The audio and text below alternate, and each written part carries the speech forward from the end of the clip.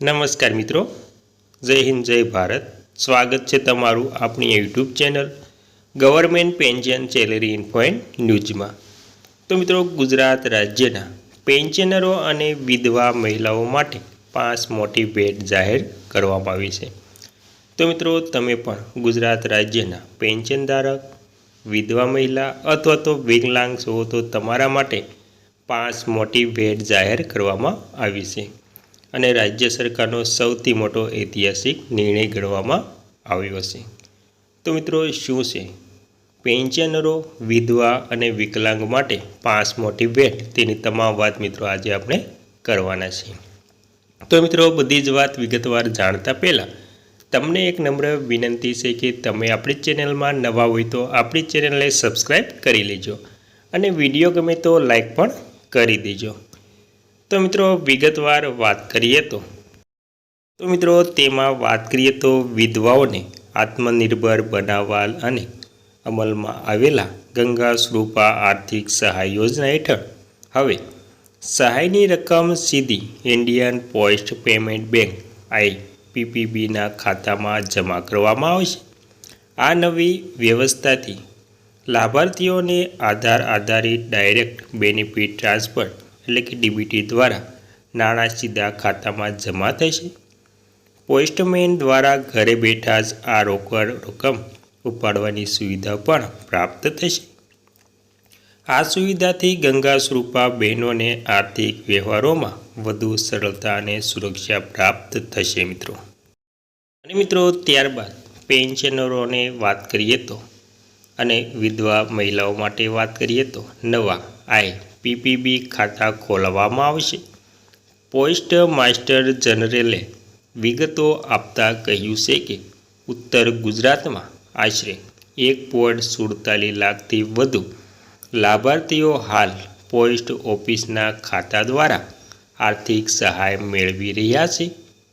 આ તમામ લાભાર્થીઓને આધુનિક બેન્કિંગ સુવિધા સાથે જોડવા માટે અમદાવાદ, ગાંધીનગર, મહેસાણા, પાટણ, બનાસકાંઠા, અરવલ્લી અને બનાસકાંઠા જિલ્લામાં તારીખ 14થી 20 ફેબ્રુઆરી 2026 સુધી વિશેષ અભિયાન ચલાવીને નવા IPPB ખાતા ખોલાવવામાં આવશે મિત્રો.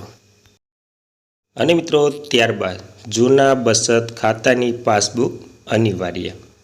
તો મિત્રો, આ વિશે વધુ વિગતો આપતા તેમણે જણાવ્યું હતું કે આ IPPB ખાતું 0 બેલેન્સથી ખોલી શકાશે.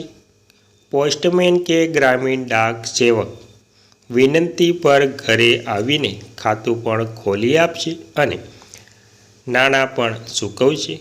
લાભાર્થીઓએ પૈસા ઉપાડવા માટે બેંક કે પોસ્ટ ઓફિસ જવાની જરૂર રહેશે નહીં. જે લાભાર્થીઓ પાસે પહેલેથી જ IPPB ખાતું છે તેમણે માત્ર આધાર સીડિંગ કરવાનું રહેશે.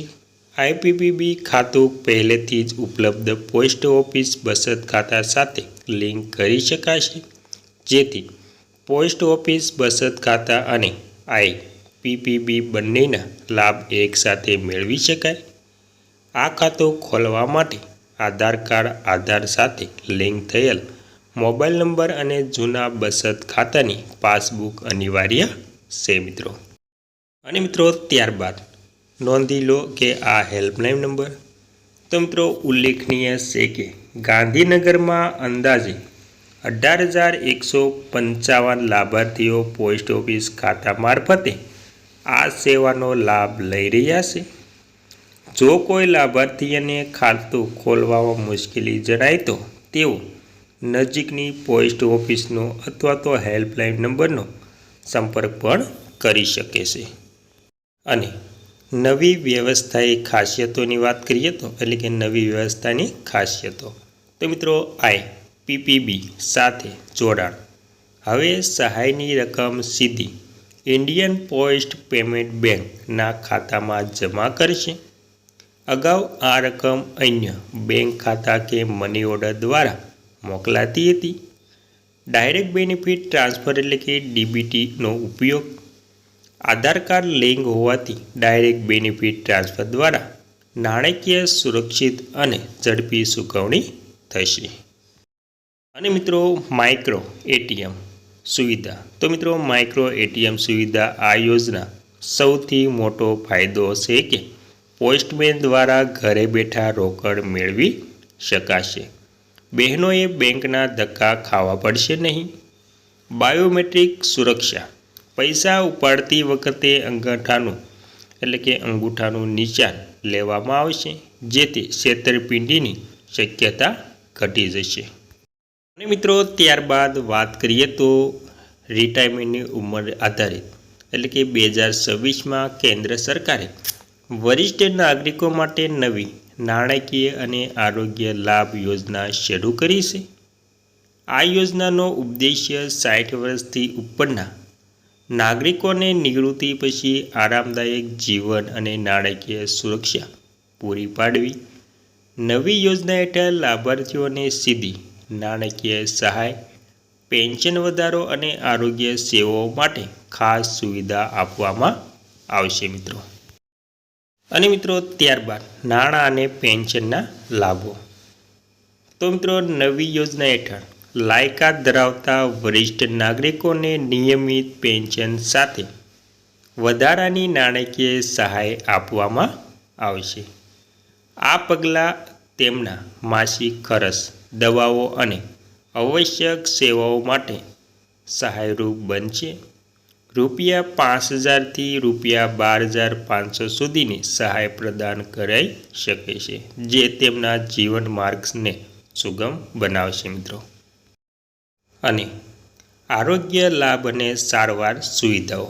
તો મિત્રો આરોગ્ય લાભ અને સારવાર સુવિધાની વાત કરીએ તો સરકાર વરિષ્ઠ નાગરિકોને આરોગ્ય માટે વિશેષ સહાય પૂરી પાડે છે. આમાં હોસ્પિટલ સારવાર, નિદાન, દવાઓ અને વીમા કવર સામેલ છે.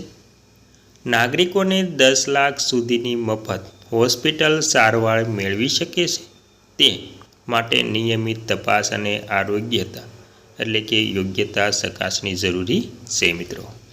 ત્યારબાદ મિત્રો અરજી પ્રક્રિયાની પણ વાત કરીએ તો લાયકાત ધરાવતા વરિષ્ઠ નાગરિકો સરકારી પોર્ટલ અથવા તો નજીકની શાખા મારફત અરજી કરી શકે છે.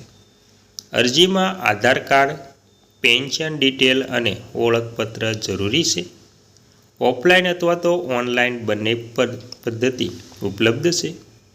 અરજી સ્વીકાર્યા બાદ નાણાકીય અને આરોગ્ય લાભ સીધા બેંક ખાતામાં ટ્રાન્સફર થશે મિત્રો. ત્યારબાદ મિત્રો લાભ અને મહત્ત્વની વાત કરીએ તો આ યોજનાથી વરિષ્ઠ નાગરિકોનું જીવન સરળ અને સુરક્ષિત બને છે. નાણાકીય સહાય અને આરોગ્ય લાભ દ્વારા તેમના રોજિંદા ખર્ચ અને આકસ્મિક તબીબી ખર્ચમાં રાહત મળે છે. આ પગલાં નિવૃત્ત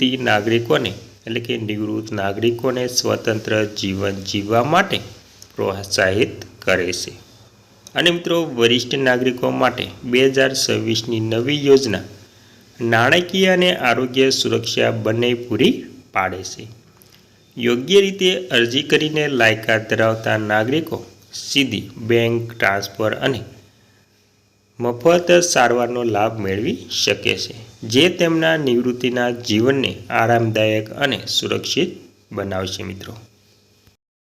અને મિત્રો ત્યારબાદ વાત કરીએ તો 2026 શરૂ થઈ ગયું છે. જાન્યુઆરી અને ફેબ્રુઆરી મહિનો પણ પૂરો થવા આવ્યો છે. ત્યારે 2026માં ગુજરાત રાજ્યના વૃદ્ધ પેન્શનરો, વિધવા મહિલાઓ, અપંગ જેવા લોકો માટે ગુજરાત રાજ્ય સરકાર ઘણી સુવિધાઓ પણ ઉપલબ્ધ કરે છે. તેથી તેમના જીવનમાં પણ સારો એવો રહે છે મિત્રો, અને તેમને લાભ પણ મળે છે. અને મિત્રો ત્યારબાદ અંતમાં આપણે વાત કરીએ તો આ લેખ માત્ર સામાન્ય માહિતી માટે તૈયાર કરવામાં આવ્યો છે. ચોક્કસ લાયકાત, અરજી પ્રક્રિયા અને લાભ માટે સત્તાવાર સરકારના પોર્ટલ અથવા તો નજીકની શાખાની તપાસ કરવી ખૂબ જ અગત્યની રહેશે. તો મિત્રો આ હતી પેન્શનરો, વૃદ્ધ પેન્શનરો, વિધવા મહિલાઓ અને અપંગ માટે ખૂબ જ અગત્યની માહિતી. તો મિત્રો જય હિન્દ. જય ભારત.